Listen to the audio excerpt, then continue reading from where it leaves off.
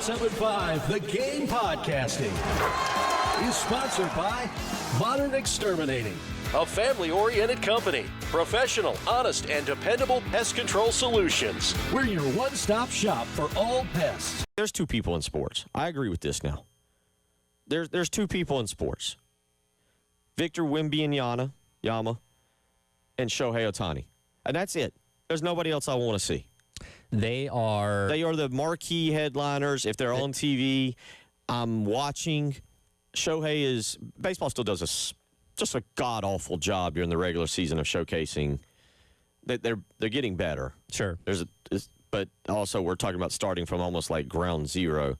But if Shohei Ohtani is definitely pitching or the Dodgers are on, I'm in. And if Wemby is playing and it's TNT or NBC or whatever, he's too much of a freak not to watch right now. There's a lot of freak athletes out there across all professional sports, but those two are on the freakiest of freaks list, and it's 1A and 1B. Because, again, two different sports, two different things that you're talking about there. But, yeah, those guys are rare breeds, extremely special talents that hopefully, barring injury, are going to be watching for a very long time to come. I feel like Beamer says one thing and Shula says something different when we hear from them during the week, where, again, Beamer's been very upfront. Like, yeah, we did change some things offensively in terms of, like, taking things out of the playbook. Well, just let me according to, this is from Alex Jones of the Big Spur, this was on if there was more collaboration last week, and Mike Shula said it's been the same all year. Said they have been consistent all year with what they do with the game plan.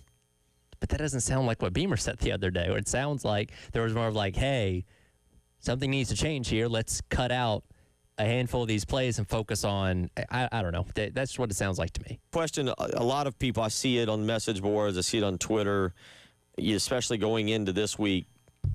Mississippi's not some powerhouse football historic program. They have traditions and they have neat little things, and they've risen up from time to time. South Carolina beat them when they were number 4 here, and Houston Nutt was the head coach, and Javon, I think it was Jevon Sneed, I can't remember.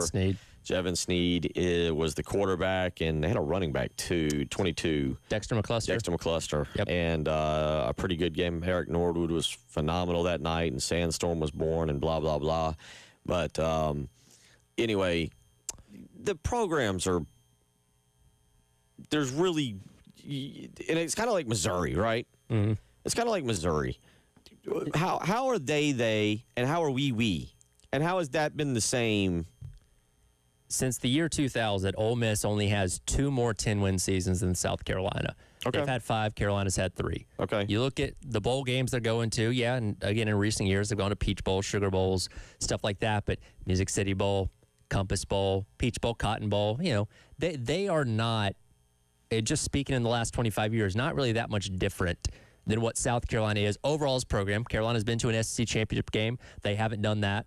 They've had some pretty bad seasons mixed in with some pretty good ones. Like, these two programs that I think kind of look across the aisle at each other most of the time and say, okay, we're on kind of the same wavelength here in terms of what we've done and where the expectations are for us more often than not.